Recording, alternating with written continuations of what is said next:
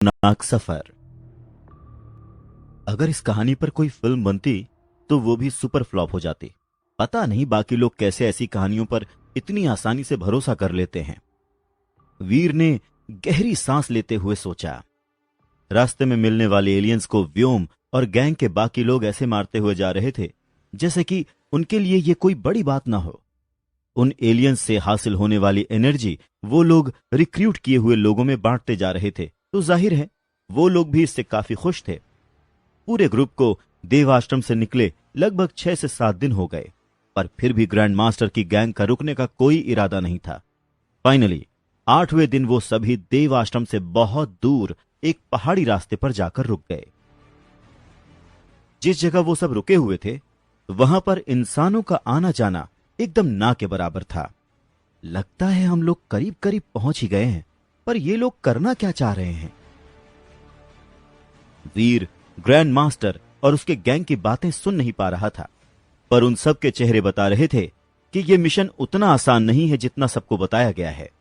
Camp site पर एक दिन तक रेस्ट करने के बाद अगले दिन वो सभी पहाड़ी रास्ते से होते हुए आगे की तरफ बढ़ने लगे।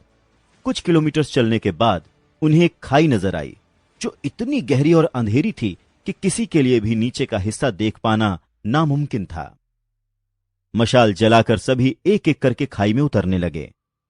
ग्रैंड मास्टर के गैंग ने पहले अपने रिक्रूट किए हुए लोगों को बलि का बकरा बनाकर उन्हें आगे भेजा और खुद उनके पीछे पीछे चलने लगे। रिक्रूट किए हुए लोगों के पास अपनी जान की बाजी लगाने के अलावा और कोई रास्ता बचा नहीं था। आफ्टर ऑल एक शानदार इनाम किसे पसंद नहीं है। व्योम ने कुछ लोगों की पीठ पर कोड़े बरसाते हुए चिल्लाते हुए कहा, अरे इतना धीरे धीरे क्यों चल रहे हो नामाकुलों? बाकी के पैसे चाहिए या नहीं? हाँ? रिक्रूट किए हुए लोगों के पास तेजी से आगे बढ़ने के अलावा और कोई रास्ता नहीं बचा था। वीर भी उन्हीं रिक्रूट किए हुए लोगों में से एक था, पर गनीमत यह थी कि व्योम का एक भी कोड़ा अभी तक उसे नहीं पड़ा था। खाई में नीचे की तरफ उतरना उतना मुश्किल नहीं था और फॉर्चुनेटली रास्ते में किसी भी तरह के खतरे से उसका कोई सामना भी नहीं हुआ। एक बार सेफली नीचे पहुंचने के बाद सभी लोगों ने राहत की सांस ली थी और पहले की ही तरह आपस में हंसी मजाक करना शुरू कर दिया। खाई के निचले हिस्से में अंधेरा बहुत ज्यादा था, इसलिए सभी अपनी अपनी मशालों पर निर्भर थे। कुछ दूर और चलने के बाद सभी ने देखा कि सामने एक अंडरग्राउंड नदी दिख रही है जो काफी चौड़ाई में फैली हुई थी। सभी लोग ध्यान से सुनो, इस नदी को क्रॉस करो और नदी के उस पार बनी गुफा में चले जाओ। व्योम ने रिक्रूट किए हुए लोगों के एक ग्रुप को ऑर्डर देते हुए कहा, पर व्योम मुझे तैरना नहीं आता, मैं इतनी चौड़ी नदी पार कैसे करूंगा? रिक्रूट किए हुए लोगों के ग्रुप में से एक आदमी डरते हुए कहता है, तुमसे तैरने के लिए किसने कहा? हमारे पास इन्फ्लेटेबल बोट्स जो हैं, बस उसी से उस पार जाना है। इतना कहते ही व्योम अपने बैग में से एक पार्सल निकालता है जिनमें इन्फ्लेटेबल बोट्स थी और हर बोट पर 4 से 5 लोग बैठ सकते थे। बोट्स को रेडी करने के बाद रिक्रूट किए हुए लोगों के ग्रुप ने नदी पार करना शुरू कर दिया। पानी का बहाव ज्यादा तेज नहीं था, इसलिए किसी को भी भंवर में फंसने का डर भी नहीं था। देखते ही देखते 2 बोट्स नदी के बीचों बीच पहुंच गई थीं। सब कुछ सही जा रहा था कि अचानक तेज छप्पा की आवाज के साथ एक बड़ा सा एलियन पानी में से बाहर निकला और उसके अजगर जैसे शरीर का आधा हिस्सा नजर आने लगा। एक बाल्टी से भी चौड़ा उसका शरीर चमकदार काले रंग की स्किन से कवर्ड था। उसका मुंह तो इतना बड़ा था कि उसमें आसानी से एक बैल फिट हो सकता था, पर फर्क इतना था कि उस एलियन ने किसी गाय को नहीं बल्कि बोट में मौजूद किसी आदमी को निगला था। अपने सामने का नजारा देखकर सभी की आंखें हैरानी से खुली की खुली रह गई थीं। किसी ने सपने में भी ऐसा नजारा देखने की उम्मीद नहीं की थी। आफ्टर ऑल व्योम ने तो उन लोगों से बस यही कहा था कि उन सबको बस एक म्यूटेंट एलियन का शिकार करने में मदद करनी है, पर यहां तो दूसरी ही कहानी चल रही थी। सबके देखते देखते वो काले रंग के बड़े सांप जैसा दिखने वाला एलियन एक बार फिर पानी के अंदर से निकला और अपनी पूरी ताकत से पहले वाली बोट पर अटैक कर दिया। उसके वार के असर से बोट पर बैठे लोग उछल उछल कर इधर उधर पानी में गिरने लग गए। नदी में मौजूद बोट्स में बैठे लोग ये नजारा देखकर बुरी तरह से डर गए और तुरंत ही अपनी अपनी बोट्स को किनारे की तरफ वापस लाने लग गए। जिन लोगों ने अभी तक अपनी बोट्स पानी में नहीं उतारी थी, वो लोग डर के मारे अपनी बोट्स वहीं किनारे पर ही छोड़कर भागने लगे। इस वक्त किसी के भी दिल में शानदार इनाम का लालच बिल्कुल नहीं था, बल्कि इस समय तो सभी अपनी जान बचाने की फिराक में भाग रहे थे और अपने आप में एक शानदार इनाम था उनकी जान का बचना। आफ्टर ऑल, जान है तो जहान है। पर अनफॉर्चुनेटली उन लोगों के लिए वो पॉसिबल नहीं था। उन लोगों ने आधे किलोमीटर की दूरी भी तय नहीं की होगी कि किसी जल्लाद की तरह व्योम और उसके गैंग के एक दूसरे मेंबर ने भागने वालों में से 2 लोगों पर चाकू से अटैक कर दिया और उनके सिर धड़ से अलग कर दिए।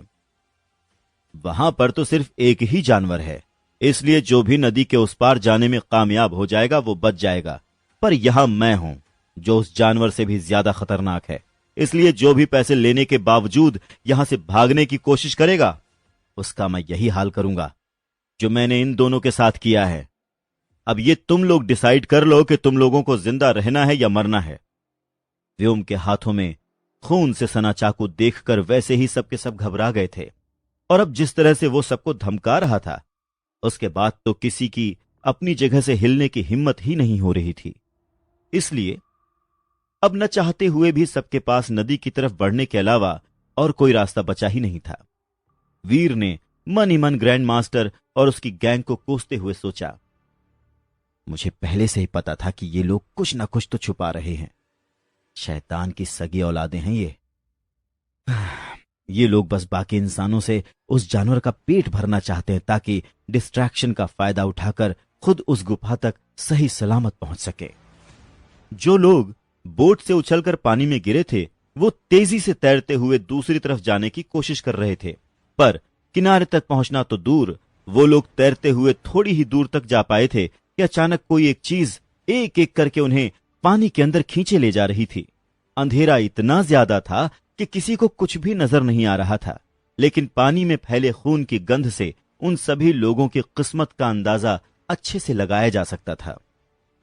रिक्रूट किए हुए उन लोगों की एक कदम भी आगे बढ़ने की हिम्मत नहीं हो रही थी, लेकिन अगर आगे नहीं बढ़ते तो यमराज बनकर व्योम उन सब की जान ले लेता। उन सभी के लिए सिचुएशन आगे कुआं और पीछे खाई जैसी हो गई थी। मौत दोनों ही तरफ थी।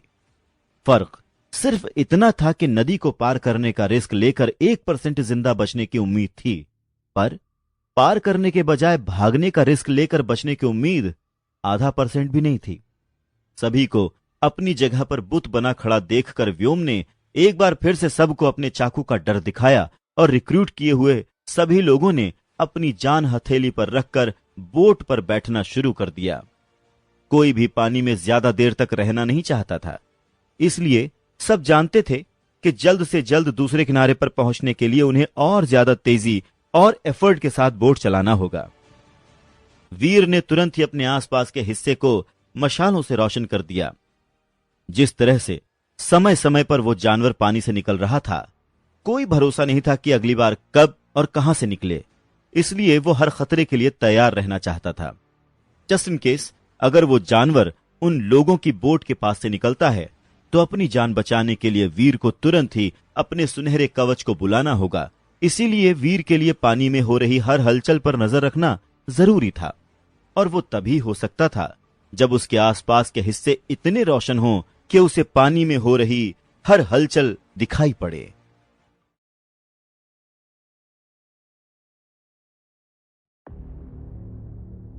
शूरवीर में अब आगे सुनिए। Eggs of snake. बड़े सांप जैसा दिखने वाला वो एलियन एक बार फिर से पानी से निकला और तेजी से निकलकर उसने एक और बोट पर हमला कर दिया। और यह बताने की तो बिल्कुल भी जरूरत नहीं है कि उस बोट पर सवार लोगों का क्या हाल हुआ होगा। वो सब उस एलियन का लंच, डिनर, ब्रेकफास्ट सभी कुछ बन चुके थे। अगर जिंदा बचना चाहते हो तो और तेजी से हाथ चलाओ, वीर ने बोट पर मौजूद बाकी 2 लोगों से चिल्लाकर कहा, और वीर की बात सुनकर वो लोग उसी की ही तरह और तेजी से हाथ चलाने लगे। शैतान की सगी औलादें। वीर मन ही मन एक बार फिर से ग्रैंड मास्टर, व्योम और गैंग के बाकी लोगों को कोस रहा था और तेजी से बोट चलाता जा रहा था। उसके लिए सिचुएशन उस समय करो या मरो वाली थी। अगर वो जरा सी भी ढिलाई दिखाएगा तो बाकी लोगों की तरह वो भी इस जानवर का शिकार बन जाएगा। समय समय पर वीर और उस बोट पर सवार बाकी लोगों को पानी की छपाक और उसके तुरंत बाद लोगों के चिल्लाने की आवाजें आ रही थी। वो सब तेजी से हाथ चलाए जा रहे थे। अगर वो जरा सी भी ढिलाई दिखाएंगे तो बाकी लोगों की तरह वो भी उस जानवर का शिकार बन जाएंगे। न जाने अब तक कितने लोग उस बड़े से सांप जैसे दिखने वाले एलियन के पेट में समा चुके थे, और इसमें कोई शक नहीं था कि यह बड़ा सांप एक सेक्रेड ब्लड एलियन है। उससे भी ज्यादा खतरनाक बात यह थी, यह पानी में रहने वाला एलियन है। पानी में रहने वाले एलियंस को मारना वैसे ही बहुत मुश्किल होता है, उस पर से फिर ये तो सेक्रेड ब्लड एलियन है, तो ऐसे में यह कहने की भी जरूरत नहीं है कि इसे मारना कितना मुश्किल होगा, या यूं कहूं कि लगभग नामुमकिन ही है। वीर यह बात जानता था कि अपनी नॉर्मल गैंग के साथ ग्रैंड मास्टर के लिए इस एलियन का सामना करना नामुमकिन होता। इसीलिए उसने शानदार इनाम का लालच देकर इन सभी लोगों को रिक्रूट किया था, और अब उन लोगों की लाशों को अपना स्टेपिंग स्टोन बनाकर यह गैंग अपनी मंजिल की तरफ बढ़ रहा था। पर एक बात जो वो लोग नहीं जानते थे वो ये थी कि वीर कोई स्टेपिंग स्टोन नहीं था। उसका देवाश्रम में लो प्रोफाइल बना के रखना एक अलग बात थी, पर अगर बात उसके सर्वाइवल की हो तो फिर तो वो भगवान से भी लड़ सकता था। फिर ये ग्रैंड मास्टर और उसकी गैंग या एलियन क्या चीज थे। पर इसके साथ साथ वीर ये भी जानता था कि फिलहाल ये समय हीरो बनने का नहीं बल्कि समझदारी दिखाते हुए खतरे से बचने का था। तेजी से बोट चलाते चलाते वीर और उसके सभी साथी नदी के बीचों बीच आ ही गए थे, और वीर नदी के उस पार देखने की कोशिश करने लगा। मशाल की हल्की हल्की रोशनी में वीर को नदी के उस पार की गुफा साफ साफ नजर आ रही थी। क्योंकि वीर ने जेड स्किन, जो कि एक तरह का हाइपरजेन आर्ट्स था, की प्रैक्टिस करना शुरू कर दिया था, इसलिए उसके शरीर के सभी सेंसेस बहुत ही तेज हो गए थे। यही वजह थी कि उसकी आंखों की रोशनी भी पहले से कहीं ज्यादा तेज हो गई थी। और सिर्फ यही नहीं, आंखों की रोशनी के साथ साथ उसे रात में साफ साफ देखने की शक्ति भी हासिल हो गई थी। इसीलिए वो दूसरी तरफ खाई पर बनी 6 से 9 फीट चौड़ी गुफा को साफ साफ देख पा रहा था।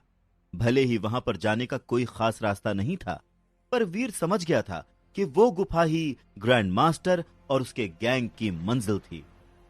वीर उस गुफा को एकटक देखे ही जा रहा था कि तभी अचानक से उसे एक तेज छपाक की आवाज आती है।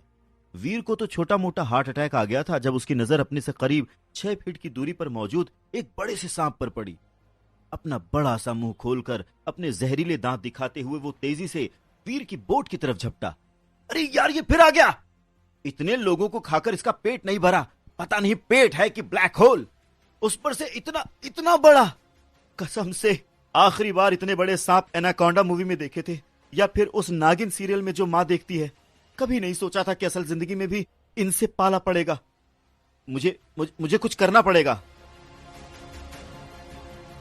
ये ख्याल आते ही वीर बिना कुछ सोचे और समझे पानी में कूद जाता है और पानी के नीचे ही अपने सुनहरे कवच को पहन लेता है। कवच पहनते ही वीर किसी मछली की तरह पानी की लहरों से लड़ता हुआ दूसरी तरफ जाने के लिए तैरने लगता है। नदी को पार करने की पूरी प्रक्रिया बहुत ही ज्यादा ट्रैजिक थी। पता नहीं वो काला बड़ा सांप लालची था या बस उसके मन में बस इंसानों को मार डालने की कोई प्रतिज्ञा थी। पर इतनी बोट्स में से केवल 2 ही बोट्स नदी के उस पार पहुंच पाईं और केवल 7 लोग ही जिंदा बचे थे। बाकी सभी लोग पानी के अंदर उस काले बड़े सांप का शिकार बन चुके थे। और इसके बाद वो बड़ा काला सांप दोबारा नहीं आया। ग्रैंड मास्टर, भले ही वो काला बड़ा सांप एक सीक्रेट ब्लड एलियन था, पर वो इंटेलिजेंट नहीं था। अब जब उसका पेट भर चुका है तो वो दोबारा जल्दी बाहर नहीं आएगा। इसलिए अब नदी पार करने में हमें कोई परेशानी नहीं होगी, क्योंकि अब रिस्क ना के बराबर है। व्योम ने मुस्कुराते हुए ग्रैंड मास्टर से कहा, जो चुपचाप सामने ही देखे जा रहा था। तो चलो फिर। ग्रैंड मास्टर के ऑर्डर देते ही गैंग के सभी लोगों ने 3 बोट्स में बैठकर नदी के उस पार जाना शुरू कर दिया। जैसा कि उन लोगों ने सोचा था, उस काले सांप ने फिर उन लोगों पर अटैक नहीं किया और वो सभी नदी के उस पार सेफली पहुंच गए। रुक क्यों गए? चलो। व्योम ने बाकी 7 सेवियर्स को कोड़े मारते हुए कहा और उन सभी ने डर से कांपते हुए गुफा के अंदर जाना शुरू कर दिया। अब तो वो सभी उस पल को कोस रहे थे जब इनाम के लालच में उन लोगों ने इस मिशन में शामिल होने का फैसला किया था। क्या फायदा होगा ऐसे इनाम का जब वो जिंदा ही नहीं बचेंगे। लेकिन फॉर्चुनेटली रास्ते में उनका और किसी एलियन से सामना नहीं हुआ और आधे ही घंटे में वो सब के सब गुफा के अंत तक पहुंच गए थे। गुफा के अंत में एक तालाब था जिसकी बगल में कंकड़ों से बना एक 30 फीट चौड़ा घोंसला बना हुआ था।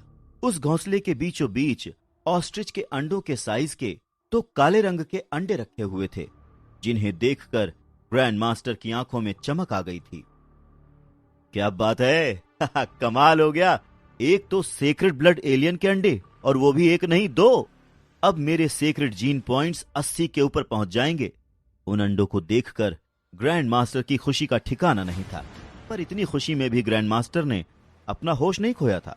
वो जानता था कि इस गुफा में रहने वाला सेक्रेड ब्लड एलियन कितना खतरनाक है, इसीलिए उसने तुरंत ही व्योम को इशारा किया और ग्रैंड मास्टर का इशारा समझते ही व्योम ने बाकी बचे 7 सेवियर्स को आगे बढ़कर उन अंडों को उठाने का ऑर्डर दिया। नदी पार करते समय जो हादसा हुआ था, उसके बाद उन 7 सेवियर्स में से किसी की भी हिम्मत नहीं थी कि वो एक और बड़ा रिस्क ले सके, पर फिर उनके पास दूसरी कोई चॉइस भी कहां थी। अगर वो लोग आगे बढ़कर उन अंडों को उठाकर ग्रैंड मास्टर तक नहीं लाते तो व्योम उन लोगों का काम तमाम कर देता। इसलिए डरते डरते वो सभी लोग आगे बढ़ने लगे और घोंसले में रखे दोनों अंडों को उठा लिया। लेकिन इससे पहले कि वो लोग उस घोंसले को छोड़कर वापस जा पाते, तालाब के पानी में हलचल होना शुरू हो जाती है और छपाक की आवाज के साथ एक बड़ा सा सांप पानी से अपना सिर बाहर निकालकर अपनी लाल आंखों से उन लोगों को देखने लगता है। ये कहां से आ गया? देख क्या रहे हो? अंडों को इस तरफ फेंको। पानी में से सांप को निकलता हुआ देखकर ग्रैंड मास्टर ने चिल्लाते हुए कहा, पर वो 7 लोग अपने करीब इतने बड़े सांप को देखकर इतना डर गए थे कि उनमें से कोई भी ग्रैंड मास्टर की बात का जवाब नहीं दे पाया। बेवकूफ, गधे हैं सब के सब। ग्रैंड मास्टर उन सभी 7 सेवियर्स को कोसने लग गया और तुरंत ही उसने अपनी लाल तलवार को बुला लिया। अपनी तलवार के साथ ही वो आगे की तरफ बढ़ने लगा। ग्रैंड मास्टर की देखा देखी गैंग के सभी लोगों ने भी अपने अपने हथियारों को बुलाकर ग्रैंड मास्टर के पीछे पीछे चलना शुरू कर दिया। उन 7 सेवियर्स के सामने पहुंचते ही ग्रैंड मास्टर ने दोनों अंडे उनसे छीन लिए और गुफा की एंट्री की तरफ भागने लगा। उस सांप को सिर्फ और सिर्फ अपने अंडों की चिंता थी और इसीलिए वो अपनी जगह से नहीं हिल रहा था। पर जब उसने ग्रैंड मास्टर को अपने अंडों के साथ भागते हुए देखा तो उसे गुस्सा आ गया और तालाब छोड़कर तेजी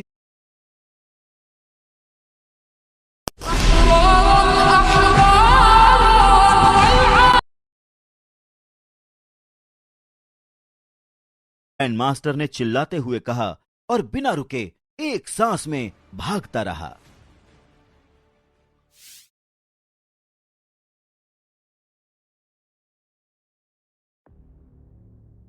शूरवीर में अब आगे सुनिए the Great Escape. Grand master की गैंग में अगर उससे भी ज्यादा कोई बेरहम था तो वो था व्योम। अपने गैंग और ग्रैंड मास्टर की जान बचाने के लिए व्योम ने 2 सर्वाइवर्स को ढाल बनाकर उस सांप की तरफ फेंकने से पहले एक बार भी नहीं सोचा। अपनी तरफ फेंके हुए 2 आदमियों में से एक आदमी को उस सांप ने अपने मुंह में पकड़कर बिना चबाए ही निगल लिया। अपने सामने इतना भयानक नजारा देखकर डर के मारे सभी के रोंगटे खड़े हो गए थे। ग्रैंड मास्टर की बाकी की गैंग ने भी व्योम की ही तरह उन सर्वाइवर्स को अपनी ढाल बनाना शुरू कर दिया, जिसकी वजह से उन लोगों ने उस सांप के अटैक को कुछ समय के लिए ब्लॉक कर दिया था।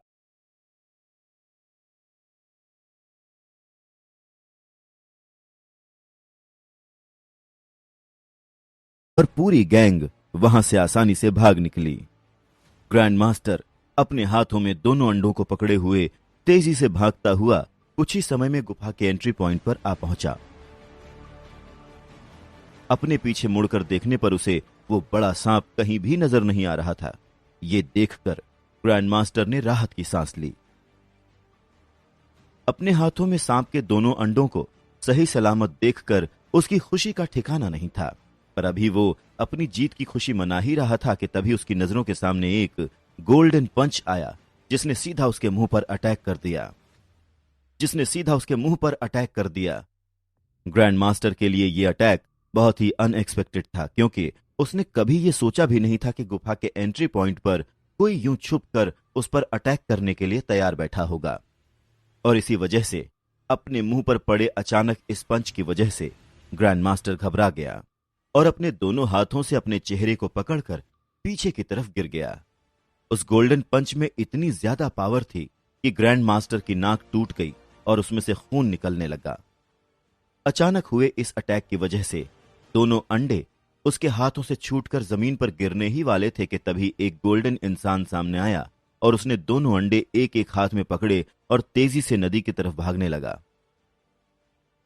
डॉलर।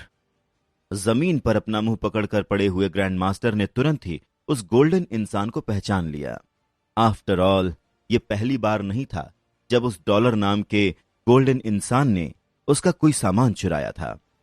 ये देखकर कि डॉलर एक बार फिर से उसका सामान चुराकर भाग रहा है, ग्रैंड मास्टर तुरंत ही जमीन पर से उठने की कोशिश करने लगा। पर जब तक वो जमीन से पूरी तरह से उठ पाता, डॉलर बहुत दूर निकल चुका था। पर वो यहां आया कैसे? मैंने तो पूरे रास्ते उसे कहीं भी नहीं देखा और ना ही इस गुफा में जाते समय वो कहीं दिखा था। तो फिर ये अचानक से कहां से आ गया और इसे कैसे पता चला कि मैं इस गुफा में आने वाला हूं? ग्रैंड मास्टर के मन में कई सवाल थे, पर उसके पास किसी भी सवाल का जवाब नहीं था। वजह वो नहीं जानता था कि डॉलर कोई और नहीं बल्कि देव आश्रम का वही सनकी है जिसे बलि का बकरा बनाकर व्योम और बाकी की गैंग यहां पर लेकर आई थी। एक पल के लिए भी ग्रैंड मास्टर को इस बात पर शक नहीं हुआ कि वीर भी डॉलर हो सकता है, और होता भी कैसे। वीर तो उसके सामने पानी के अंदर कूदा था और पानी के अंदर जाने वाले लोगों का क्या हाल हुआ था ये किसी को बताने की जरूरत भी नहीं है। पर जो बात ग्रैंड मास्टर नहीं जानता था वो ये थी कि वीर पानी के अंदर कूदा जरूर था, पर सिर्फ अपना डॉलर का रूप लेने के लिए। एक बार डॉलर का रूप लेने के बाद वो तुरंत ही तैरता हुआ नदी के दूसरे किनारे पर पहुंच गया था। लेकिन गुफा के अंदर जाने के बजाय वो गुफा के पास पड़े एक बड़े से पत्थर के पीछे छुप गया था।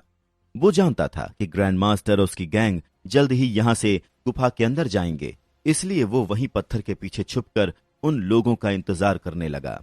जैसे ही ग्रैंड मास्टर और उसकी गैंग गुफा के अंदर गई, वीर भी उन लोगों का पीछा करते हुए गुफा के अंदर चला गया था। जैसे ही ग्रैंड मास्टर अंडों के साथ बाहर की तरफ भागने लगा, वीर ने मौका देखते हुए उसके मुंह पर एक जोरदार पंच दे मारा और उन अंडों को हासिल कर लिया। वीर को बस एक बात का अफसोस था कि उसका आधे चंद्रमा के शेप वाला भाला उस दिन अंश गुजराल ने तोड़ दिया था, नहीं तो आज वो इस ग्रैंड मास्टर को पंच नहीं मारता बल्कि सीधा जान से ही मार देता। इससे ग्रैंड मास्टर का पूरा किस्सा ही खत्म हो जाता और वीर के दुश्मनों की लिस्ट में से एक नाम कम हो जाता। पर शायद ग्रैंड मास्टर की किस्मत अच्छी थी, पर कब तक? खैर, ग्रैंड मास्टर की किस्मत का तो पता नहीं, लेकिन वीर की किस्मत जरूर सोई हुई थी।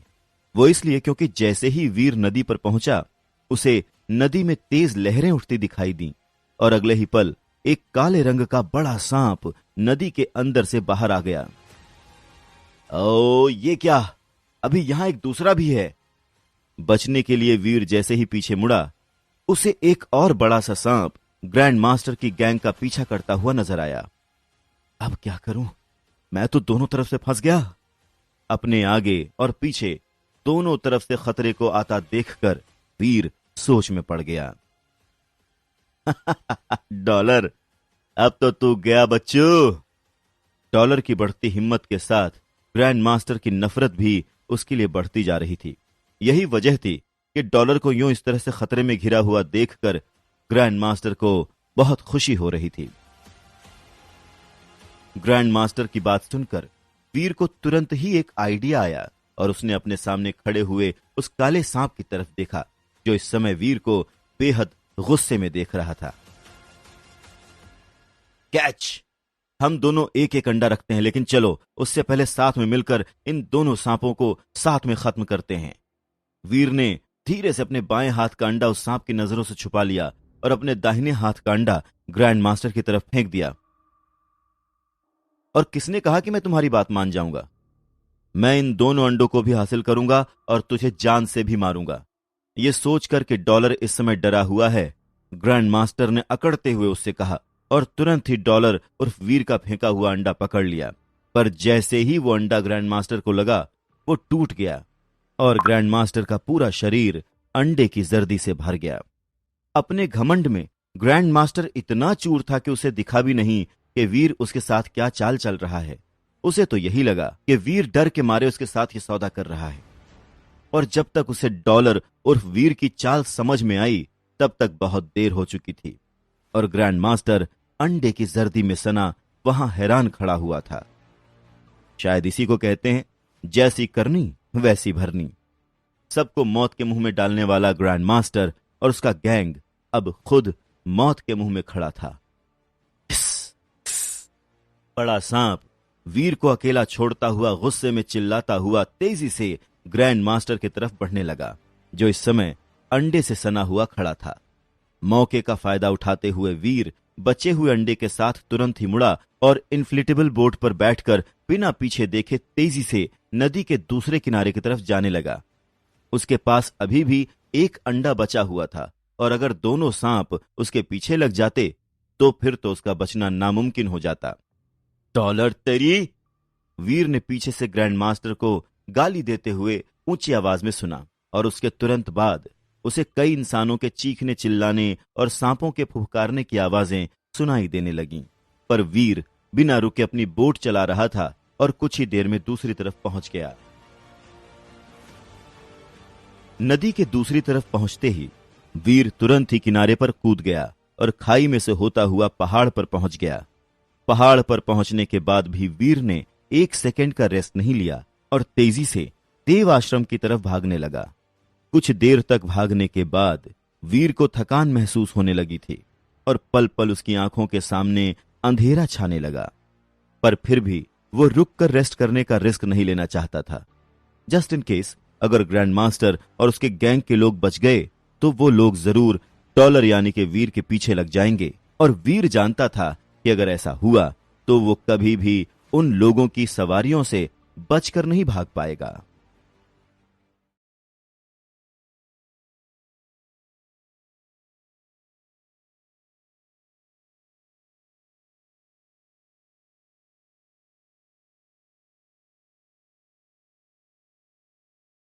Buy pocket-friendly coin pack and go ad-free now.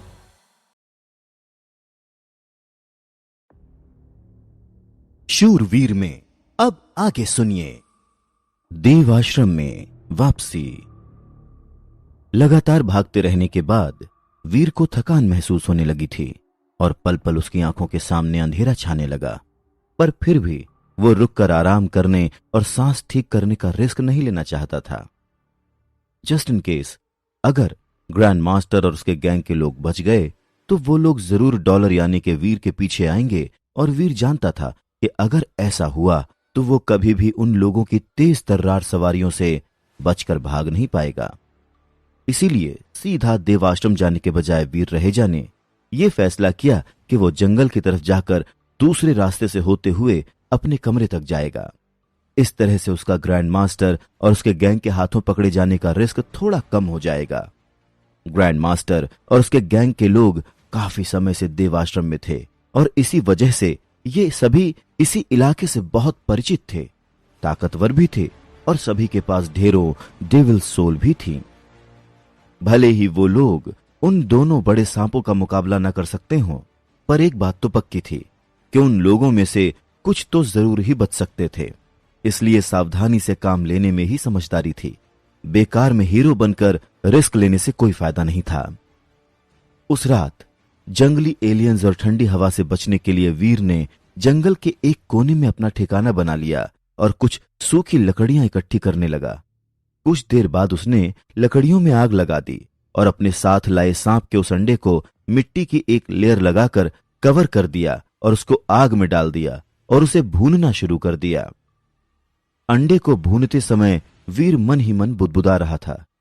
नन्ही जान, इससे पहले कि तुम इस बेरहम और गंदी दुनिया को अपनी आंखों से देखो, मैं इस पाप से तुम्हें बचाकर सीधे स्वर्ग भेज देता हूं। भगवान करे तुम्हारी अगली जिंदगी इससे बेहतर हो। छोटा समुद्री ड्रैगन मारा गया। आपको कोई भी डेविल सोल हासिल नहीं हुई। 0 से 10 सीक्रेट जीन पॉइंट्स हासिल करने के लिए इसे खाएं। उस अंडे को कुछ देर तक भूनने के बाद वीर को अपनी पावर स्क्रीन पर ये शब्द नजर आए तो वो हैरान रह गया। ओह, तो ये सांप का अंडा नहीं है, पर अनफॉर्चुनेटली मुझे कोई डेविल सोल हासिल नहीं हुई। पावर स्क्रीन पर यह शब्द देखकर वीर की आंखों में चमक आ गई थी। कुछ ही मिनटों में वो अंडा पककर तैयार हो गया। तो वीर ने लकड़ी के सहारे उस अंडे को आग से बाहर निकाल लिया और बाहर लगी मिट्टी की लेयर को तोड़ने के बाद वीर को अंदर से डिलीशियस एग व्हाइट नजर आ रहा था। टाइटन ग्रह पर यह पहली बार था जब वीर नॉनवेज खाने जा रहा था और इसीलिए वो थोड़ा सा हिचक भी रहा था, पर उसके एगिटेरियन यानी अंडा खाने वाले दोस्तों ने उसे कन्विंस किया था कि अंडा नॉनवेज में नहीं आता है। बस यही सोचकर वीर ने उस अंडे की एक बाइट ली थी और पहला बाइट लेते ही उसके सामने पावर स्क्रीन आ गई थी। आपने बड़े समुद्री ड्रैगन के अंडे का एक बाइट खाया है। आपको 1 सीक्रेट जीन पॉइंट्स हासिल हुआ है। आपने बड़े समुद्री ड्रैगन के अंडे का एक बाइट खाया है। आपको 1 सीक्रेट जीन पॉइंट हासिल हुआ है। अंडे की हर बाइट के साथ वीर की पावर स्क्रीन पर ये शब्द बार बार आते जा रहे थे और इन शब्दों को पढ़कर वीर की खुशी लगातार बढ़ती जा रही थी। कुल मिलाकर उसने 5 सीक्रेट जीन पॉइंट्स हासिल कर लिए थे।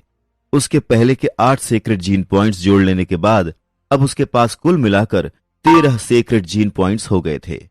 वीर को इस बात की खुशी थी कि धीरे धीरे ही सही पर वो प्रोग्रेस कर रहा है और जल्द ही वो अपना गोल अचीव भी कर लेगा।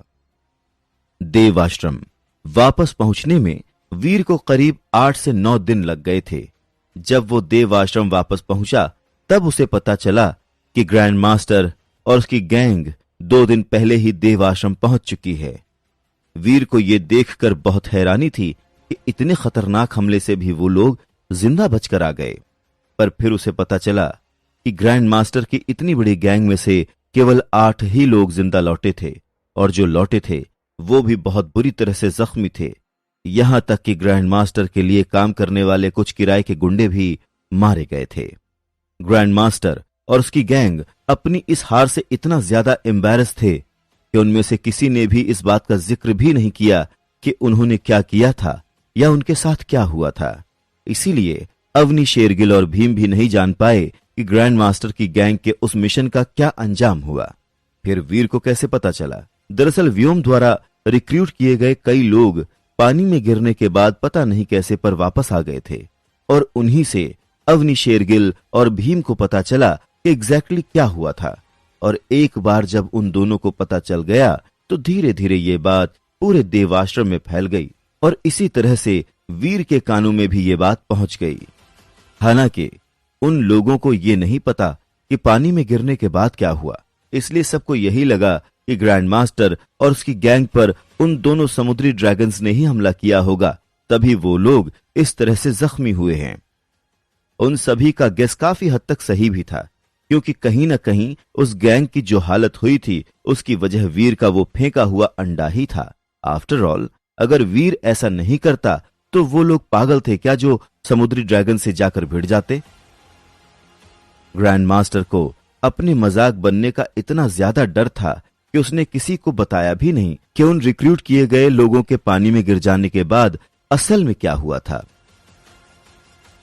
आफ्टर ऑल, ये लगातार दूसरी बार था जब वो न सिर्फ अपने मिशन में फेल हुआ बल्कि डॉलर उसका शिकार किया हुआ सामान भी चुरा कर ले गया था।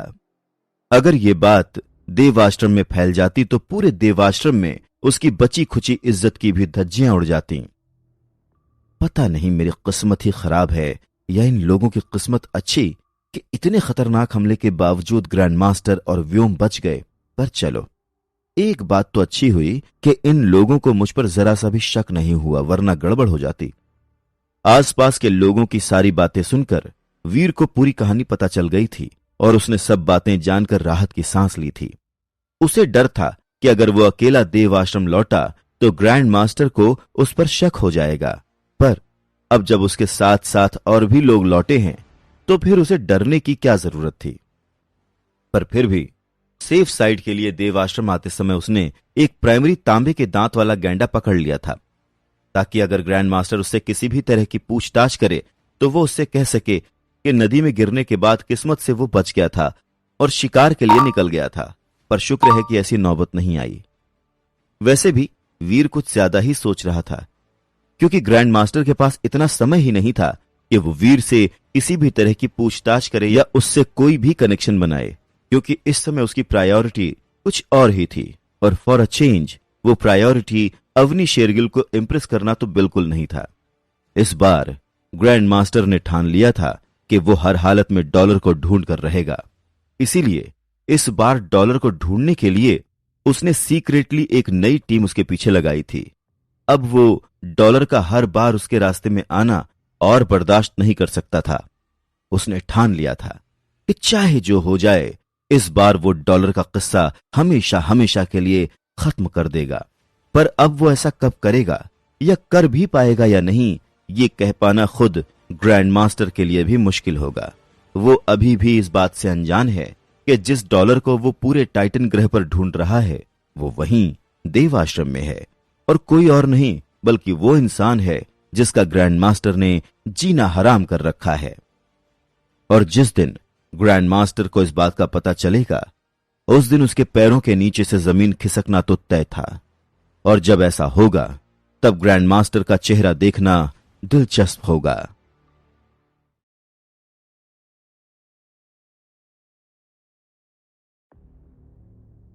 शूरवीर में अब आगे सुनिए। Surprise attack. टाइटन वापस आए वीर को तकरीबन 1 महीना बीत चुका था। वक्त आ गया था जब वीर की बहन अनुजा का स्कूल में एडमिशन करा दिया जाए। इसलिए वीर ने एक चक्कर अपने घर लगाने की सोची। इस तरह से वो अपनी मां और बहन से भी मिल लेगा और कुछ दिनों तक देवाश्रम से दूर भी रहेगा। ग्रैंड मास्टर के आदमी अभी भी उसे यानी डॉलर को ढूंढ रहे थे। ऐसे में कुछ समय तक वीर का देवाश्रम से दूर रहना ही बेहतर है। यही सोचकर वीर ने अपना बैग पैक किया और टेलीपोर्ट स्टेशन की तरफ निकल पड़ा। हालांकि वीर एक बात भूल गया था कि देवाश्रम में उसकी जान का दुश्मन सिर्फ ग्रैंड मास्टर ही नहीं बल्कि अवनी शेरगिल भी है। चलो माना कि अवनी शेरगिल वीर की जान की दुश्मन नहीं है, लेकिन वीर के लिए कम खतरनाक भी नहीं है। इसलिए उसे सिर्फ ग्रैंड मास्टर से ही नहीं बल्कि अवनी से भी सावधान रहना है। लेकिन शायद घर जाने की एक्साइटमेंट में वीर ये बात भूल गया था, और इस बात का एहसास उसे तब हुआ जब टेलीपोर्ट स्टेशन पर एक बार फिर से उसका सामना अवनी शेरगिल से हुआ। वाकई में तुम छुपने में बहुत ज्यादा माहिर हो। तुम्हें देखे हुए तकरीबन 1 महीना हो गया। तुम्हें क्या लगा कि इस तरह से छुपकर मेरी सजा से तुम बच जाओगे? हाँ, इतना आसान नहीं है मुझसे बचना। टेलीपोर्टेशन स्टेशन के गेट पर खड़ी अवनी वीर को सिर से लेकर पांव तक जिस तरह से देख रही थी, उससे वीर कहीं से भी यह अंदाजा नहीं लगा पा रहा था कि अवनी के दिमाग में क्या चल रहा है। अवनी, आखिर तुम चाहती क्या हो? वीर गहरी सांस लेते हुए कहता है। अब जब अवनी टेलीपोर्टेशन स्टेशन की ऑफिसर बन चुकी थी तो वीर जानता था कि चाहे वो कुछ भी कर ले पर अवनी से बचकर नहीं निकल सकता। इसलिए बेहतर यही था कि इस किस्से को यहीं पर खत्म कर दिया जाए।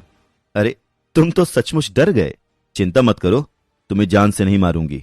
ये लो, इसे पकड़ो और मेरे साथ आओ। अवनी वीर की तरफ एक कॉम्बैट सूट फेंकते हुए कहती है। चलो, कम से कम ग्रैंड मास्टर की तरह यह मुझे जान से तो नहीं मारेगी। अवनी का दिया हुआ कॉम्बैट सूट देखते हुए वीर ने सोचा और फिर बिना कुछ कहे चुपचाप अवनी के पीछे पीछे स्टेशन के अंदर चला गया।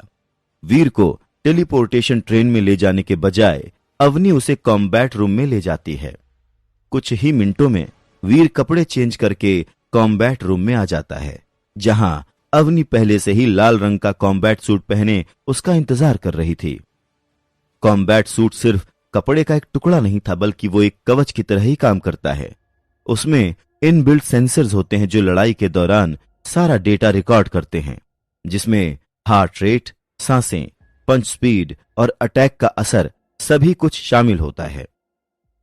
इसे पहनने वाले को अपने फिजिकल स्टेटस के बारे में पता चलता है और साथ ही साथ उन्हें फ्यूचर में प्रैक्टिस के मेथड्स का पता लगाने में भी मदद मिलती है। अगर तुम जीते तो मैं वादा करती हूं कि आज के बाद मैं तुम्हारा रास्ता कभी नहीं रोकूंगी। तुम हमेशा के लिए आजाद हो जाओगे। अवनी एटीट्यूड भरी नजरों से वीर को देखते हुए कहती है। वीर ने अवनी से कहा, सीधे सीधे क्यों नहीं तुम मुझे जान से मार डालती हो? सब जानते हैं कि तुम्हारे सेक्रेट जीन पॉइंट्स मैक्सिमम होने ही वाले हैं और तुम्हारे पास बहुत सारे डेविल सोल भी हैं। और मैं तो अभी कुछ समय पहले ही देवाश्रम आया हूं। इनफैक्ट अभी तक तो मेरे फिजिकल डेवलपमेंट की पहली लेवल भी क्लियर नहीं हुई है। ऐसे में मैं तुमसे जीतना तो दूर, तुम्हारे सामने 1 मिनट से ज्यादा टिक भी नहीं पाऊंगा। तो इसका मतलब तो यही हुआ ना कि तुम मुझे मारना चाहती हो।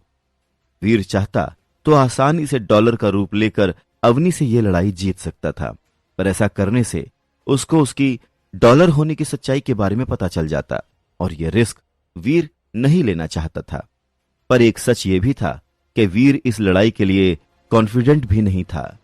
किसी भी तरह डेविल सोल अलाउ नहीं होगी और अगर तुम सिर्फ 50 मूवमेंट तक टिक गए तो भी मैं कभी तुम्हारा रास्ता नहीं रोकूंगी। अवनी ने वीर से यह बात कुछ इस तरह से कही जैसे उसके लिए ये कोई बड़ी बात ना हो। ठीक है, डील। वीर इतना तो श्योर था कि अगर वो डिफेंस पर फोकस करे तो अवनी के 50 मूवमेंट तक आसानी से टिक सकता है और उसके बाद यह किस्सा हमेशा हमेशा के लिए खत्म हो जाएगा। पर अवनी के इरादों से वीर अभी तक अनजान था। अवनी ने पहले ही तय कर लिया था कि इस बार वो वीर को अच्छा खासा सबक सिखाकर रहेगी। पहली बार जब वीर ने देव आश्रम पर उसके हिप्स पर अटैक किया था, एक टाइम के लिए अवनी उसे वीर की भूल मान सकती थी, लेकिन उस दिन ट्रेन पर जो हुआ उसे अवनी कोइंसिडेंस नहीं मान पा रही थी और इसी वजह से अवनी की नजरों में वीर एक घटिया और बेकार इंसान बन गया था। पहले तुम शुरू करो, अवनी ने आंखों में गुस्सा भर के वीर की तरफ बढ़ते हुए कहा। डिशम! अवनी की बात खत्म होते ही वीर सीधा अवनी के चेहरे पर एक पंच मार देता है। वीर के पंच का इफेक्ट इतना ज्यादा था कि अवनी जैसी स्ट्रांग लड़की भी उसे बर्दाश्त नहीं कर पाई और इसी वजह से वो अपनी नाक पकड़े हुए कुछ कदम पीछे तक लड़खड़ा गई।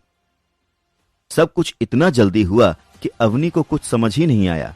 जब उसे समझ आया तो उसे अपनी आंखों पर विश्वास नहीं हुआ। क्या ये वही सनकी है जिसकी पूरे देवाश्रम में कोई इज्जत नहीं करता? इसके एक पंच में इतनी ताकत कैसे हो सकती है? अवनी ने हैरानी से वीर की तरफ देखते हुए सोचा। अब तक जितने भी आदमियों से अवनी का सामना हुआ था, वीर उन सभी से एकदम अलग था। अवनी ने उसे बस शुरू करने के लिए बोला ही था और उसने सीधा अवनी के चेहरे पर पंच मार दिया। इस बात की उम्मीद तो अवनी ने कभी सपने में भी नहीं की थी और इसीलिए वो वीर के इस अटैक के लिए तैयार भी नहीं थी। क्योंकि वो दोनों एक दूसरे के बहुत करीब खड़े हुए थे, इसलिए वीर का पंच सीधा अवनी की नाक पर जाकर लगा था। आज तक जितने भी आदमियों से अवनी का मुकाबला हुआ था, सभी ने उसके सामने बहुत ही शराफत दिखाई थी। यहां तक कि अगर वो अवनी से स्ट्रांग भी होते थे, तब भी वो कभी अवनी के सामने अपनी ताकत को इतनी जल्दी नहीं दिखाते थे।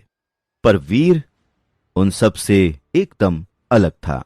उसने बिना किसी वार्निंग के सीधा अवनी के चेहरे पर पंच मार दिया था, जहां उसने कोई प्रोटेक्टिव शील्ड भी नहीं पहनी थी। I am sorry, so sorry, मुझे पता नहीं था, मेरा मतलब क्या अभी हमने शुरू नहीं किया था? वीर लगातार अवनी से माफी मांग रहा था। उसने डिसाइड किया था कि वो अवनी को जी भर के उसे मार लेने देगा, ताकि अवनी एक बार में अपना सारा गुस्सा निकालकर उसे अकेला छोड़ दे। वो सारा किस्सा जल्द से जल्द खत्म करना चाहता था, पर उसने ये बिल्कुल भी एक्सपेक्ट नहीं किया था कि वो सीधा अवनी की नाक पर पंच मार देगा, जो अब पूरी तरह से लाल हो गई थी। ऑफ कोर्स हमने शुरू कर दिया था और हम इसे कंटिन्यू रखेंगे। तुम डिशम! अवनी अपनी बात पूरी भी नहीं कर पाई थी कि कंटिन्यू शब्द सुनते ही वीर ने एक बार फिर से उसकी नाक पर पंच मार दिया। लगातार 2 पंच खाने के बाद अवनी इतने ज्यादा दर्द में थी कि वह कुछ देर जमीन पर घुटने के बल बैठ गई। I am really very sorry, मैं मतलब इस तरह, मतलब तुमने कंटिन्यू, तो मुझे लगा कि अवनी को इस हालत में देखकर वीर तुरंत ही अपनी सफाई देने में लग गया। तुम्हें तो मैं छोड़ूंगी नहीं। अवनी तुरंत ही जमीन पर से उठी और सारे रूल्स को इग्नोर करते हुए आगे बढ़ी और उसने वीर पर अटैक करना शुरू कर दिया। अवनी के अटैक से बचते हुए वीर को इस बात का एहसास हो गया कि अवनी के मुकाबले वीर की फाइटिंग स्किल्स बहुत ही वीक हैं, यहां तक कि वो अवनी के अटैक से खुद को डिफेंड तक नहीं कर पा रहा था।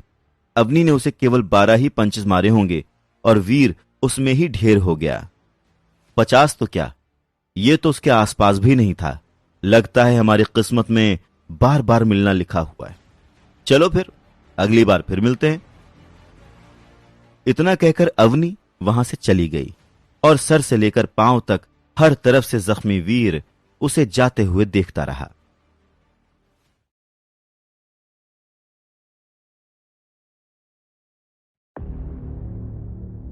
शूरवीर में अब आगे सुनिए वीर का वीडियो। एक बार जब वीर श्योर हो जाता है कि अवनी वहां से जा चुकी है, तब वो अपने चेहरे पर एक सरकास्टिक स्माइल के साथ अपने कपड़े झाड़ते हुए जमीन पर से उठ खड़ा होता है। ये तो अच्छा था कि कॉम्बैट सूट की वजह से उसे ज्यादा गहरी चोटें नहीं आई थीं, बस थोड़ा दर्द ज्यादा हो रहा था। पर परेशानी की बात तो ये थी कि अब उसने अवनी को पहले से भी कहीं ज्यादा नाराज कर दिया था। लगता है ये किस्सा इतनी आसानी से खत्म नहीं होगा। ये लड़की मेरी बैंड बजा के ही रहेगी। वीर ने गहरी सांस लेते हुए सोचा और घर वापस जाने के लिए टेलीपोर्टेशन ट्रेन पर बैठ गया। वीर के स्टेशन से चले जाने के बाद अवनी भी नहा धोकर फ्रेश हुई और उसके तुरंत बाद ही लड़ाई का डेटा और वीडियो को एनालाइज करने लगी थी। आफ्टर ऑल वो टेलीपोर्टेशन स्टेशन की स्टेशन ऑफिसर और देव आश्रम की सबसे स्ट्रांग लड़की थी। वो कैसे उस सनकी के हाथों पंच खा सकती थी और किसी और को वो वीडियो देखने दे सकती थी? अगर किसी को भी इस बारे में पता चलता तो उसकी इज्जत की तो धज्जियां उड़ जाती। क्या होता उसकी रेपुटेशन का? वीडियो डिलीट करने से पहले अवनी ने एक बार फिर से उसे पूरा देखा और एक पल के लिए उसे अपनी आंखों पर विश्वास ही नहीं हुआ। पहले तो उसे लगा था कि वीर इसलिए उसे पंच मारने में सक्सेसफुल हो पाया क्योंकि अवनी उसके अटैक के लिए तैयार नहीं थी और वीर ने इस बात का फायदा उठाया है। लेकिन जब लगातार कई बार ध्यान से देखने के बाद अवनी ने रियलाइज किया कि वीर सिर्फ इसलिए उसे पंच मारने में सक्सेसफुल नहीं हो पाया था क्योंकि अवनी तैयार नहीं थी, बल्कि असल वजह तो कुछ और ही थी। क्या ये अवनी बार बार वीडियो के उस पार्ट को हैरानी से देख रही थी जहां वीर ने उसे पंच मारा था और फिर उसके स्टाइल को कॉम्बैट सूट से मिले डेटा से कंपेयर करने लगी? तो इसकी फाइटिंग स्किल्स वाकई में बहुत खराब है, लेकिन इसके मूवमेंट्स बहुत ही ज्यादा अनएक्सपेक्टेड और खतरनाक हैं और उसमें कुछ तो खास है, जैसे कि वो कोई किलर हो। अपने मूवमेंट से पहले ही उसने अपने इंटेंशंस छुपा लिए थे। शायद इसीलिए मैं उसके अटैक के लिए तैयार नहीं हो पाई। यहां तक कि जब उसने मुझे पंच मारा तब भी उसके फेस के एक्सप्रेशंस में कोई चेंज नहीं आया था, तब भी नहीं जब उसने दोबारा मुझे उससे भी तेजी से मारा था। बिहेवियर और इमोशंस के बीच का यह अंतर तो किसी अच्छे असैसिन के पास ही होता है। मासूम चेहरे के पीछे एक शातिर दिमाग। अवनी ये सोचकर काफी हैरान हो गई थी। नहीं, ये तो अभी अभी आया है और किसी भी कीमत में ये एक असैसिन तो नहीं हो सकता, और जिस हिसाब से इसके मूवमेंट्स हैं उस हिसाब से तो ये कभी एक असैसिन बन भी नहीं सकता। तो ये बिहेवियर और इमोशंस के बीच का अंतर, क्या उसके अंदर का कोई टैलेंट है? सभी चीजों पर गौर करने के बाद अवनी इसी एक कंक्लूजन पर आ सकती थी, पर एक बात जो उसे नहीं पता थी वो ये कि वीर जब देवाश्रम आया था उस समय वो वाकई में बहुत गरीब था। उस पर से उसने आते ही अनजाने में ही सही पर अवनी और ग्रैंडमास्टर दोनों से पंगा ले लिया था, जिसकी वजह से वो उन दोनों की ब्लैकलिस्ट में शामिल हो गया था। उसके बाद से तो कोई भी उसके साथ रहने की हिम्मत नहीं करता था, यहां तक कि साथ रहना तो दूर, कोई उसके साथ बिजनेस करने की भी हिम्मत नहीं करता था। देव आश्रम में नया नया आया वीर बिना किसी एक्सपीरियंस के एक मामूली लोहे के खंजर से अपना शिकार किया करता था। यहां तक कि शुरुआत में तो एक आम एलियन भी उसके लिए बहुत बड़ा खतरा था, और उस समय कहीं अगर वो ग्रुप में उस पर अटैक करते तो आज वीर यहां तक नहीं पहुंच पाता। इसलिए उसने ये सरप्राइज अटैक की रणनीति बनाई थी, जहां सामने वाले के पता चलने से पहले ही वो उस पर अटैक कर देता था। इसमें सबसे जरूरी चीज इस बात का ध्यान रखना था कि एलियंस को वीर की जरा सी भी आहट ना हो। एलियंस के सेंसेस आम इंसानों से ज्यादा तेज काम करते हैं। ऐसे में अगर वीर ये रणनीति ना अपनाता तो फिर वो तो कब का किसी और एलियन का लंच या डिनर बन चुका होता। टाइटन ग्रह पर अपने पहले महीने में तो वीर अपनी इसी स्किल पर काम करता रहा। फिर लगातार फेल होकर दोबारा प्रैक्टिस करने के बाद वीर अपने इंटेंशंस और इमोशंस आसानी से छुपाना सीख गया। यही वजह थी कि वीर जब भी किसी एलियन के करीब जाता था, उस एलियन को वीर के होने का एहसास नहीं होता था। यह तरीका भले ही गलत था, पर उस समय टाइटन ग्रह पर सरवाइव करने के लिए वीर के पास इसके अलावा कोई और रास्ता था भी नहीं। बाद में लगातार प्रैक्टिस करने से वीर ने अपनी इस स्किल को इंप्रूव किया, जिसकी वजह से वो आसानी से प्राइमरी एलियंस का शिकार करने लग गया था। और धीरे धीरे वीर की यही आदत उसकी पर्सनालिटी का एक हिस्सा बन गई। भले ही वीर की फाइटिंग स्किल्स एडवांस्ड लेवल के आसपास भी नहीं थी, लेकिन अपनी टाइमिंग और बिहेवियर की वजह से वो किसी बड़े असैसिन से कम भी नहीं था। एक असैसिन की ही तरह उसकी ये स्किल्स और भी ज्यादा शार्प हो रही थीं, इतनी कि वो आसानी से किसी की भी जिंदगी और मौत का फैसला कर सकता था। बस फर्क सिर्फ इतना था कि अब तक उसके हाथों मरने वाले इंसान नहीं बल्कि एलियन थे। पर इन सभी बातों से अनजान अवनी अभी भी वीर को समझ नहीं पा रही थी। उसके हिसाब से या तो वीर में कोई एक्स्ट्रॉर्डिनरी टैलेंट था या आज वो सिर्फ लकी था। क्या कभी अवनी वीर की सच्चाई के बारे में जान पाएगी? पता नहीं, पर उसके बाद क्या होगा ये सुनना जरूर दिलचस्प होगा। इसके अंदर काफी ज्यादा स्ट्रेंथ, स्पीड और मूवमेंट में तेजी नजर आती है, और ये सभी चीजें एक ही बात की तरफ इशारा कर रही हैं कि इसके पास अच्छे खासे जीन पॉइंट्स हैं। अगर ये हाइपर जीन आर्ट्स की प्रैक्टिस नहीं कर रहा है तो अवनी वीर के डेटा को देखते हुए सोचती है, फिर उसके बारे में ज्यादा परेशान नहीं होती। भले ही वीर का डेटा एक एवरेज इंसान के डेटा से बेहतर था, पर इस तरह का डेटा देव आश्रम में करीब करीब सभी लोगों के पास था। अवनी हैरान सिर्फ इसलिए थी क्योंकि ऐसा डेटा उसने वीर का होना एक्सपेक्ट नहीं किया था। टैलेंटेड भले ही है, पर है बहुत ही घटिया इंसान। अगली बार मिलेगा ना तो कसम से छोड़ूंगी नहीं उसे। वीर के सरप्राइज अटैक्स की वजह से अवनी ने एक बार फिर से उसे घटिया का लेबल दे दिया था। सिर्फ अवनी के लिए ही नहीं बल्कि किसी के लिए भी यह विश्वास करना मुश्किल था कि वीर ने अपनी सरप्राइज अटैक की स्किल में महारत लगातार प्रैक्टिस और अपने इंस्टिंक्ट की वजह से हासिल की थी। यहां तक कि ग्रैंड मास्टर को भी उसके मुंह पर पंच मारने में सक्सेसफुल होने की वजह वीर की यह सरप्राइज अटैक की स्किल ही थी, वरना उसके जैसा एक आम इंसान ग्रैंड मास्टर जैसे ताकतवर इंसान का मुंह तो क्या एक नाखून तक नहीं छू सकता था। सरप्राइज अटैक भले ही सुनने में अच्छा ना लगे, पर प्रैक्टिकल था और वीर के लिए फिलहाल सर्वाइवल का सबसे बड़ा हथियार था।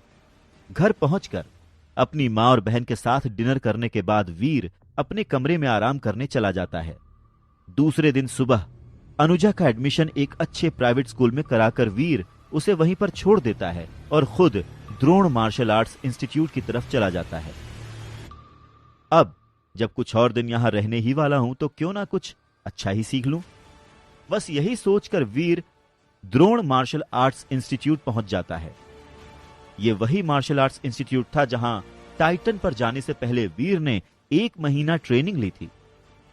इससे पहले वीर ने सिर्फ बेसिक मार्शल आर्ट्स सीखी थी और वो टाइटन ग्रह पर गुजारा करने के लिए काफी नहीं थी। हाँ, डॉक्टर खुराना के ऑर्गेनाइजेशन की वजह से उसे अपनी बेसिक मार्शल आर्ट्स को थोड़ा और मॉडिफाई करने की ट्रेनिंग मिली थी।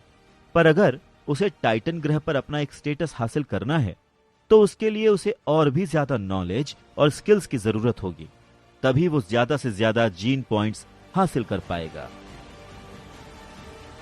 हाइपर जीन आर्ट्स की प्रैक्टिस के बाद उसकी बॉडी और ज्यादा यूनिक हो गई थी और यही वजह थी कि अब वीर मार्शल आर्ट्स के ऐसे फॉर्म्स की प्रैक्टिस कर सकता था जो आम लोगों के बस की बात नहीं थी। द्रोण मार्शल आर्ट्स इंस्टीट्यूट में ट्रेनिंग देने वाले मास्टर्स बहुत ही ज्यादा स्किल्ड और कई सालों के एक्सपीरियंस वाले थे। हालांकि आजकल के समय में उन लोगों के लिए मार्शल आर्ट्स सिखाना सिर्फ पैसे कमाने का एक जरिया रह गया था, इसलिए जितने ज्यादा पैसे एक स्टूडेंट खर्च करेगा उसे उतनी ही बेहतर मार्शल आर्ट्स सिखाई जाएगी। Dear listener, get unlimited ad-free access to all stories for 1 week at just ₹20.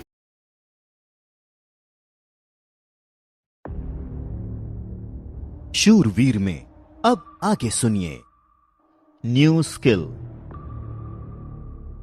पहले वीर के पास ना तो इतने पैसे थे और ना ही उसकी फिजिकल कंडीशन इतनी अच्छी थी कि वो इस जगह पर मार्शल आर्ट्स की एडवांस ट्रेनिंग अफोर्ड कर पाए। और जो 1 महीने की ट्रेनिंग उसने पहले ली थी उसे डॉक्टर खुराना ने स्पॉन्सर किया था। पर अब वक्त बदल चुका है। अब वीर के पास पैसे भी हैं और 13 सीक्रेट जीन पॉइंट्स और ढेर सारे जीन पॉइंट्स के साथ वो काफी स्ट्रांग भी हो गया था। साथ ही साथ जेड स्किन की प्रैक्टिस ने भी उसकी काफी मदद की थी। तो कुल मिलाकर उसकी फिजिकल कंडीशन इस समय बहुत ज्यादा अच्छी थी। द्रोण मार्शल आर्ट्स इंस्टीट्यूट में ट्रेनिंग भले ही महंगी हो, पर यहां पर सिखाई जाने वाली मार्शल आर्ट्स बहुत ज्यादा अच्छी होती थी। द्रोण मार्शल आर्ट्स इंस्टीट्यूट के ओनरशिप भी ऐसे मास्टर के हाथ में थे जो अपने जमाने के बहुत फेमस चैंपियन थे। एक लड़ाई में बुरी तरह से जख्मी हो जाने के बाद उन्होंने ये द्रोण मार्शल आर्ट्स इंस्टीट्यूट खोला था। द्रोण में सभी उन्हें ओल्ड डेविल के नाम से बुलाते थे। जब तक एक स्टूडेंट पैसे देता रहेगा तब तक वो स्टूडेंट को कुछ भी सिखा सकते हैं और इस बात की गारंटी है कि ओल्ड डेविल से एक स्टूडेंट को बहुत ही बेहतरीन स्किल्स सीखने को मिलेंगी। यंग मैन, कुछ सीखना चाहते हो? हमारे यहां एलिमेंट्री क्लासेस से लेकर स्पेशल तक सभी क्लासेस होती हैं जिनमें तुम हर तरह की स्किल्स सीख सकते हो। एलिमेंट्री क्लासेस के लिए तुम्हें वही मार्शल आर्ट्स चुननी होगी जिसे मैं एलिमेंट्री डिफाइन करूंगा और उसकी फीस 10 लाख रुपए पर क्लास होगी। इसी तरह से इंटरमीडिएट क्लास में तुम वो मार्शल आर्ट्स चुनोगे जिसे मैं इंटरमीडिएट डिफाइन करूंगा और उसकी फीस 50 लाख रुपए पर क्लास होगी। एडवांस क्लास में पर क्लास फीस 1 करोड़ होगी और स्पेशल क्लासेस में पर क्लास फीस 10 करोड़ होगी। इन कीमतों में मैं गारंटी देता हूं कि तुम बहुत ही बेहतरीन मार्शल आर्ट्स सीखोगे। इसके अलावा अगर तुम सभी 12 स्पेशल मार्शल आर्ट्स क्लासेस करते हो तो तुम्हें सिर्फ 50 करोड़ रुपए ही देने पड़ेंगे। ओल्ड डेविल वीर को लालच भरी नजरों से वैसे ही देख रहे थे जैसे कि एक चोर खजाने को देखता है। उनकी बातें सुनकर वीर समझ गया था कि शायद ओल्ड डेविल अभी भी उसे पहचान नहीं पाया है, पर फिर इससे वीर को कोई फर्क भी नहीं पड़ता था। मैं एक एडवांस क्लास में एडमिशन लेना चाहता हूं, मुझे घोस्ट स्टंट सीखनी है। वीर के आज यहां आने की एक वजह थी। उसके डैड ने भी इन्हीं ओल्ड डेविल से मार्शल आर्ट सीखी थी और तभी उन्होंने वीर को बताया था कि ओल्ड डेविल ने घोस्ट स्टंट नाम की मार्शल आर्ट में महारत हासिल कर रखी है। अनफॉर्चुनेटली विहान रहेजा की फिजिकल कंडीशन इतनी स्ट्रांग नहीं थी कि वो मार्शल आर्ट्स के उस फॉर्म को सीख पाए, इसीलिए उन्होंने बड़े होकर वीर से घोस्ट स्टंट सीखने को कहा था।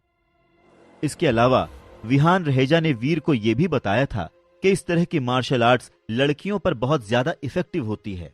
अब जब वीर ने एक बार फिर से अवनी शेरगिल को नाराज कर दिया था तो इससे एक बात तो तय थी कि अवनी इस बार उसे इतनी आसानी से तो नहीं छोड़ेगी। इसलिए अवनी के हाथों एक बार फिर से परेशान होने से बचने के लिए वीर ने अपने डैड की एडवाइस मानकर ओल्ड डेविल से घोस्ट स्टंट सीखने का डिसीजन लिया और अब तो उसे पैसों की कोई दिक्कत भी नहीं है, तो अब तो वो आसानी से इस क्लास को अफोर्ड कर सकता था। ओल्ड डेविल वीर को हैरानी से देखते हुए बोला, वैसे तो घोस्ट स्टंट बहुत ही एडवांस लेवल की क्लास है, लेकिन इसके लिए जो रिक्वायरमेंट्स हैं वो किसी स्पेशल क्लास की रिक्वायरमेंट्स से भी ज्यादा हैं। मुझे पहले तुम्हारा फिजिकल टेस्ट लेना होगा। वैसे इस समय तुम्हारी फिजिकल फिटनेस का स्टेटस क्या है? घोस्ट स्टंट की इतनी हाई रिक्वायरमेंट्स की वजह से काफी समय से किसी ने भी इसमें एडमिशन नहीं लिया था। आप टेस्ट लेके देख लीजिए मैं इसके लिए क्वालिफाई होता हूं या नहीं। वीर बिल्कुल भी श्योर नहीं था कि वो इस टेस्ट में पास होगा या फेल, पर वो ये नहीं जानता था कि 13 सीक्रेट जीन पॉइंट्स के साथ वो इस तरह की मार्शल आर्ट्स के लिए कहीं ज्यादा फिट था। फिजिकल फिटनेस टेस्ट की फीस 10,000 रुपए है। ओल्ड डेविल ने वीर के सामने कार्ड मशीन बढ़ाते हुए कहा और वीर ने बिना कुछ कहे अपना क्रेडिट कार्ड उसके आगे बढ़ा दिया था। तुम्हारी फिजिकल फिटनेस तो बहुत ही अच्छी है। इस फिटनेस के साथ तो तुम आसानी से किसी भी एडवांस लेवल क्लास में एडमिशन ले सकते हो। कुछ देर तक सारे इंस्ट्रूमेंट्स पर स्कैनिंग और टेस्टिंग के बाद वीर का टेस्ट रिजल्ट देखकर ओल्ड डेविल काफी सरप्राइज हो गया था। तो क्या मैं गो स्टंट सीख सकता हूं? वीर अभी भी श्योर नहीं था कि क्या वो इस मार्शल आर्ट्स के लिए क्वालिफाई हो पाया है या नहीं। हाँ, क्यों नहीं, 1 करोड़। इतना कहकर ओल्ड डेविल एक बार फिर से वीर के सामने कार्ड मशीन बढ़ा देते हैं। इस बार भी वीर बिना कुछ कहे उस कार्ड मशीन में अपना क्रेडिट कार्ड स्वाइप कर देता है। हालांकि यह बात और थी कि इस बार उसे ऐसा करते समय थोड़ा सा बुरा जरूर लग रहा था। आफ्टर ऑल उसने अपनी जान पर खेलकर इन पैसों को कमाया था। यंग मैन, अब यहां से तुम्हारा फ्यूचर बहुत ब्राइट है।